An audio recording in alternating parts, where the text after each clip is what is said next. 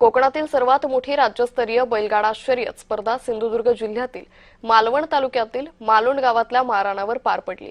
राकेश परब मित्रमंडळ यांच्या वतीने ही बैलगाडा शर्यत स्पर्धा आयोजित करण्यात आली होती।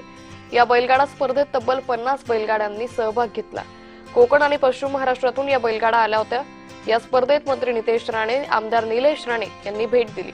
तसंच या बैलगाडा शर्यतीचा त्यांनीही आनंद घेतला।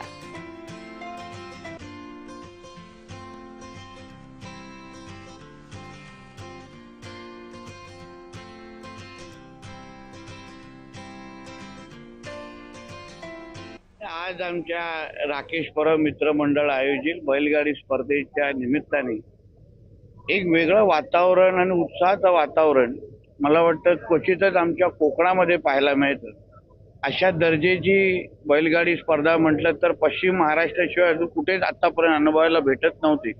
पण आता हळूहळू आमचं कोकण पण जोर पकडताय, त्या स्पर्धेमध्ये उतरताय। मी आजपर्यंत कोकणामध्ये आणि खास करून सिंधुदुर्गामध्ये एवढी मोठी बैलगाडा स्पर्धा बघितलेली नाही। अतिशय चांगलं आयोजन आहे आणि जनावरांची काळजी देखील ते तितकेच घेत आहेत। सगळ्या कंडिशनला फॉलो करून ही स्पर्धा होते। मी मनापासून राकेश परब आणि त्यांच्या मित्रमंडळाला मनापासून शुभेच्छा देतो।